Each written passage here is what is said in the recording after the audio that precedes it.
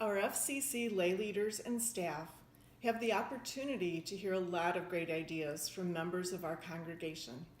We have a very creative and forward-thinking church community. Although FCC's leadership is guided by our core values, our mission, vision, and identity statements, we felt it would be helpful to develop consensus across the staff and the governing board and the foundation in terms of specific areas we want to focus our energy on as we look to the future. That desire to bring order and focus to the many ideas coming our way led to the strategic planning sessions, which were attended by 25 people, including staff and lay leaders.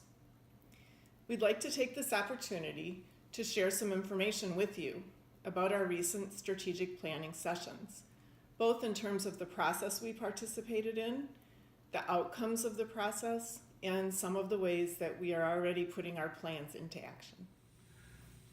Hi everybody, I just wanted to give some initial background to strategic planning that the governing board has been doing or did do in 2017 and we're bringing forward into 2018.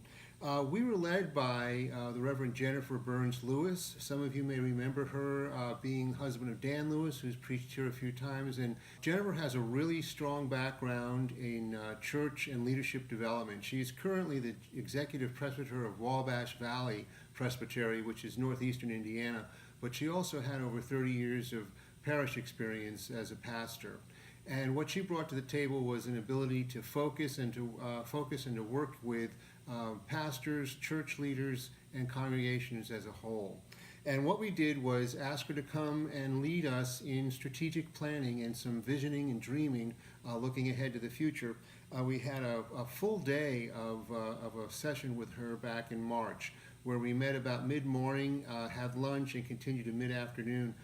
She did a really good job of helping us to stay focused so that, whenever you have a bunch of people together with ideas, there are a lot of ideas, and she helped us to sort of narrow down on consensus areas where people were in agreement about the vision that they have. To begin the planning process, we were asked to discuss the following items. We were asked to discuss our FCC identity, mission, vision, and core value statements, and think about what they mean to us.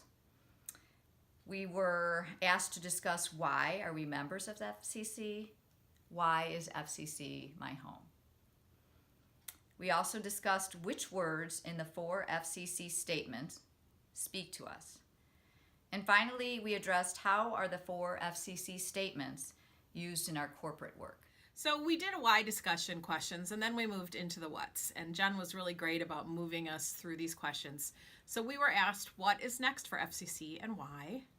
And then we were asked, where do we want to spend our time? And then the easy question, what does the Lord require of you? And finally, what did we think that God is calling FCC to do and to be next? And we all spent some time individually brainstorming our thoughts about that, and we put our answers on Post-it notes, and we were invited to do numerous Post-it notes, and then we all took our Post-it notes and we put them up on this big board. And then as we started working through them, we saw some themes emerge, which were pretty exciting. One of the most exciting challenges we worked on was to answer the question, what is God calling Flossmoor Community Church to do next? And 4 key themes emerged from our discussion. The first theme is community engagement. We want to be a church that is welcoming, listening, involved, and relevant in the community. And think about community in the broadest sense. We have this tremendous opportunity to not only serve our church family, but also Homewood Flossmoor, the greater Chicago area, and beyond with our ministries. The second theme that emerged is diversity and safe space. We want to continue to be a church that cherishes diversity and is open and inclusive in all that we do. And we want to be a safe space for hosting courageous conversations about things like race, social issues, and community challenges and opportunities. The third theme that emerged that will continue to be a priority is ministry to families, youth, and children. And so we want to support families and be very deliberate about what we teach our youth and how they build their faith, and how they live out their faith in the world and in this community. And finally, the fourth theme that emerged is simply spreading the word about your faith and all that Flossmoor Community Church does. Together, we have an opportunity to share what we love about Flossmoor Community Church with friends, family, and neighbors. And I know these four key themes will serve us well and inspire and motivate our work for years to come. For the strategic planning process to be successful, the four themes need to be broken down into action steps. Small steps that drive us towards our goals. So the governing board and long range vision committee felt that one of the steps toward becoming a congregation that more fully embraces cherishing diversity was to create a welcome statement. And in the welcome statement, we more formally identified FCC as an open and affirming church, which simply reflected the openness and the actions of our congregation that had already existed in statements and practice for almost a decade. And the welcome statement is just one example of a small step moving us towards our goal. One of the things that we realize as a result of our strategic planning and the four areas of focus is that there's a lot of intersectionality of the use of the community house. And so I wanted to speak to that just a little bit. We really want to make as full use of the community house as we can, not only for special events, for weddings, but also having community get-togethers, speak-outs, forums, that sort of thing.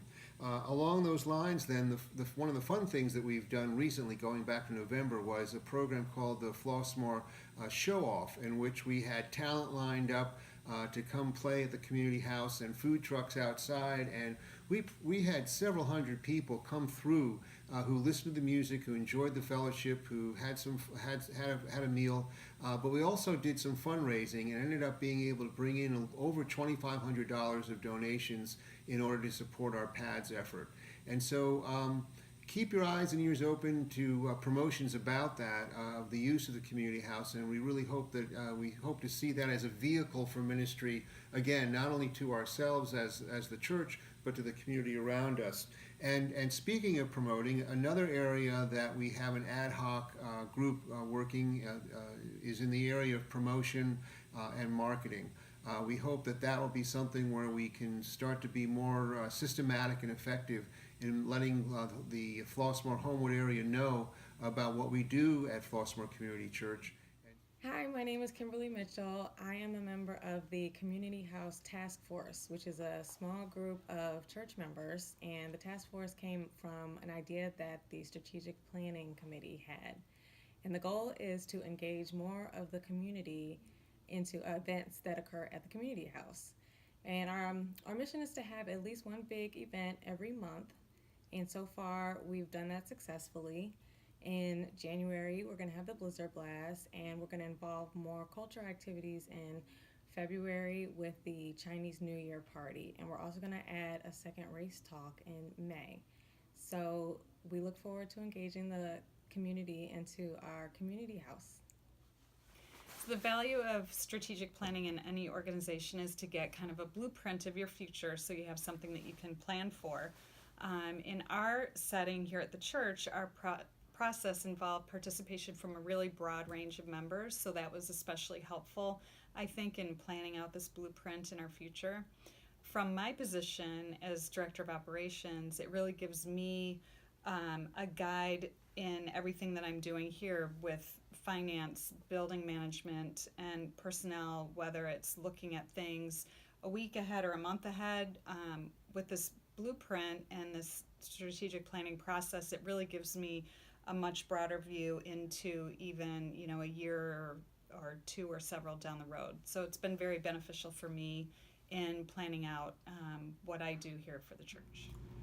The value of our strategic planning process is focus and the benefit you get with everybody pulling in the same direction. There are so many good ideas that are constantly shared by our members to Pastor Fred, to Shari, and to other church leaders. And they all have merit, But if you're going to do them well, you can't do them all. And it's easy to become distracted while trying to accomplish something. There can be so much to do that you don't know what to do. So the strategic planning process provides very important focus. It gives us the ability to say no, or at least not now, to ideas that may have plenty of merit, and to put our energy into accomplishing our strategies. In terms of outreach, the strategic plan that we drew up, I think it allows us to do some of the work that we already want to do. And one might even say it provides some cover for the work that we want to do. Some of the things that we're talking about in strategic planning, for example, was the need for the church to be in the forefront of difficult discussions around issues of race, to work around community engagement, to bring more diversity to the church, to bring people into the church, to have a more of a social or some more social justice focus. And I think that's what outreach would like to do, and it helps us to articulate the things that we want to do. I think it will help us. I think it will help us a lot, and I think we'll be able to use it very much in the short term too. So I love strategic planning. I love brainstorming. I feel like there's such a great energy, and the more voices that you bring into the process, the better it is. And I feel like God gives everybody a little piece of the truth, and all together we mend those together. As a staff member, I found great value in it because it allowed staff and leadership to kind of sync up what our vision would be. And staff spends a lot of time dreaming and thinking about the way things could be or where God's calling us to be. And it was great to hear ideas that we had come up with come out from other people, not just us. And so as the themes started coming together, where there was just this great energy about, yeah, that's what we've been talking about. So I hope that we have more opportunities for this kind of visioning, and I hope that the plans that we made can come to fruition in ways that glorify God, build up the community, and just make us a stronger church.